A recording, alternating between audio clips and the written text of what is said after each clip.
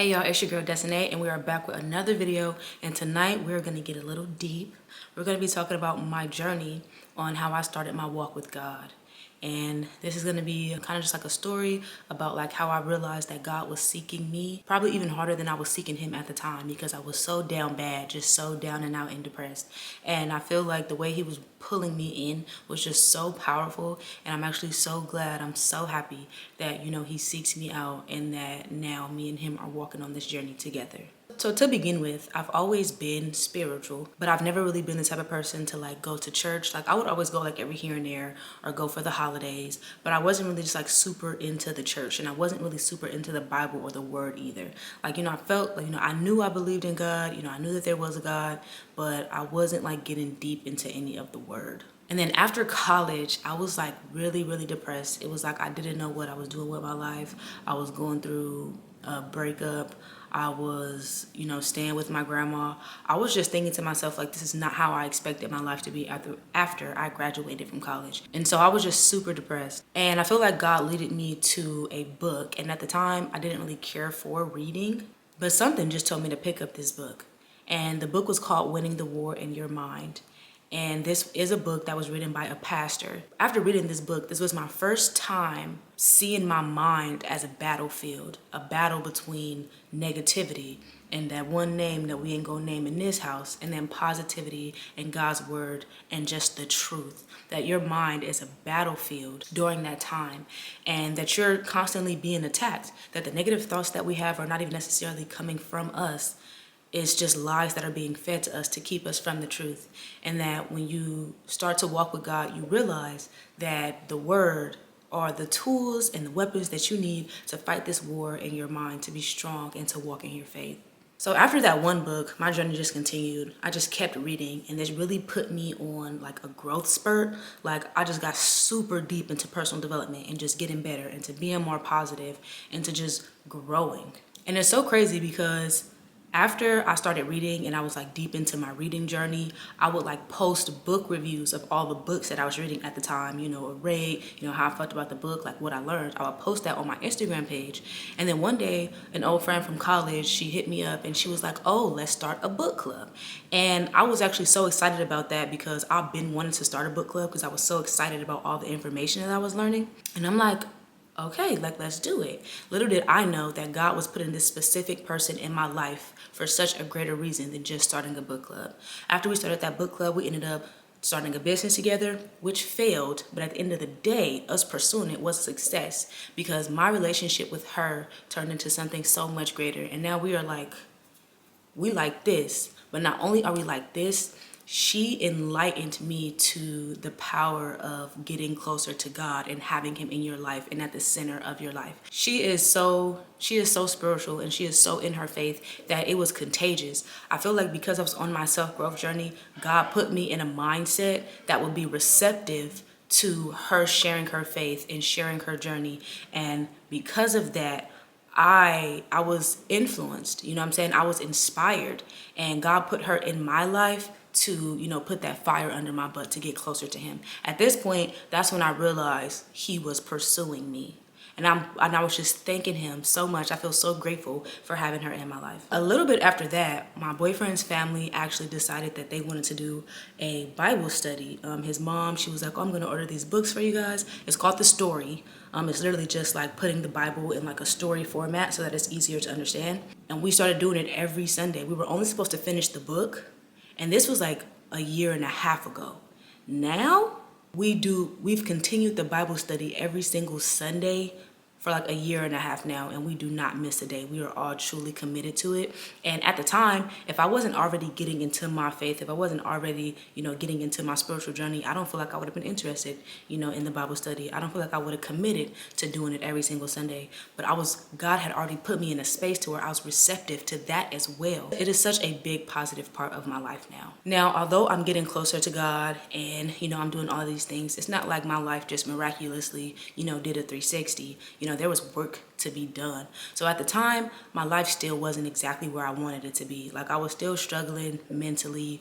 I was struggling a bit financially. I think I was like out of work at this time. So I was asking God what my purpose was. I was continuously asking him like, okay, I tried my plan and it ain't going how I wanted it to. It ain't going how I thought it would. I'm obviously not doing something right. What I want is not right. So what do you want for me? What do you want me to do? Like, what is my purpose? And of course, I didn't get like an answer like right away. Like, it wasn't like, oh, now he just whispered in my ear and he told me exactly what my purpose is. No, I just kept having faith and I just kept asking. I just kept seeking him. After I realized he was seeking me, I just kept seeking him. Over time, I just continued my journey. I continued getting closer to him. I continued my Bible studies.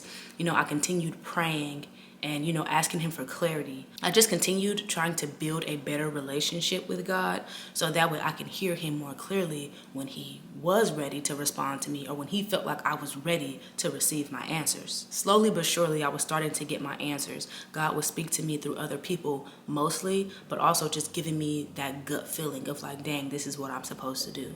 So there was a time where I was in Bible study and my boyfriend's aunts, I want to say 2 of his aunts and his mom, they all were telling me how they love my voice, how they feel like it's so captivating, and how they feel like speaking is my gift. Now I'm like, oh, shoot. Is this my God-given gift? Oh, shoot, is this a sign? And so at the time, I didn't like jump right into it. Like, I wasn't like, okay, like I'm just going to take that and run with it. No, I didn't do that because I still feel like I needed confirmation.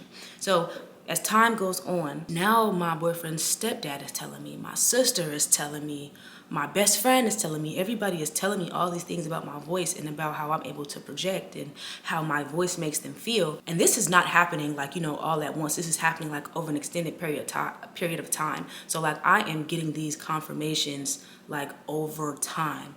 And there was a point where I was like, I asked God, I said, is this what you want me to do?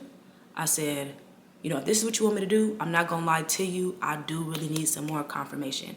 Like, if this is from you, I want to know that this is from you. And slowly but surely, the confirmations kept coming. The compliments about that one specific thing kept coming. And then I'm like, okay, so now I know that I need to use my voice. I don't know exactly how I'm supposed to use it just yet, but me putting myself out here, like how I'm doing today and how I'm doing with this YouTube channel, I feel like it's me being obedient and it's getting me just a step closer to figuring out exactly what he wants me to do. So I will say you do need to be patient. This probably happened, like me getting the signs and me looking for confirmation. This was going on for like over a year. And the final confirmation that I got that really like pushed me out there and had me really want to commit to using my voice and putting it out there is when I was speaking to my friend, the one who I said is very spiritual and who, inspired me to get into my journey. She was with, her guy friend at the time, and we were having a conversation. I'm not quite sure how we got into, the conversation of the Bible and of God, and we were talking about marriage. But at the end of our conversation, we got off the phone and my friend, she texted me, or no, she called me, and she said, you know what he just told me? And I'm like, what? He said, there's just something about her voice. I know she's going to do great things for the kingdom. Y'all, I started crying because I'm like, okay, this can't be misinterpreted. Like, this can't be missed. Like, there's no mistaking. Now I know. After that, I was just like, okay, I really need to turn my life around and I really need to commit my life to God. So y'all, I stopped smoking weed. And when I tell y'all, I used to smoke weed like breakfast, lunch, and dinner. It's not a game. I used to smoke. I no longer smoke weed. I cut down on my drinking. I really try not to drink hard liquor unless it's like occasional, and I'll occasionally drink some wine, but I really cut down on my liquor. I cut down on my profanity. Y'all, I used to cuss like a sailor. You can ask my mama. She's actually the main one who used to complain about it. Like, dang, girl, you cuss too much, and that is not cute. And it was not cute, but that's just what I grew up on, so that's just what it was at the time. I continued my Sunday Bible studies. I subconsciously stopped listening to such vulgar rap music and kind of swapped it out for more empowering, spiritual, and, Christian music. Granted, I do still listen to my rap. Let's not get it twisted. But I used to listen to like bad rap. Like, I used to listen to like guns, drugs. Like, I used to listen to like bad stuff.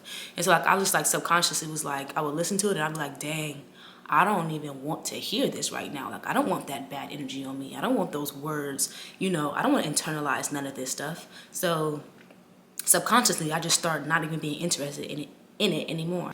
I also stay in my Bible app faithfully. Every day when I drive to work, I will put on a Bible app. I will put on a Bible plan and I will just listen to it.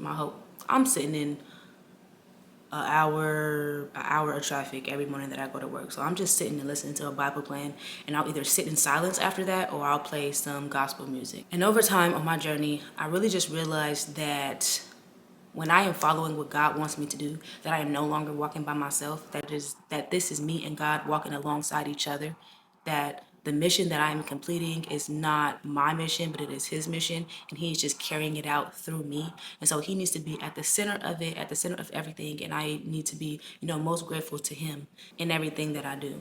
So now I feel like I'm finally walking on the path that, God has for me. Granted, I'm not perfect. I am doing the best I can, and God knows that. God knows my heart. And I'm not saying that like making excuses for the stuff that I do, because I do also know that God knows when I can be doing better, when I can be doing more. But yeah, I'm doing the best that I can, and I'm walking on my journey, and, I speak to God every day. Our relationship, we like this.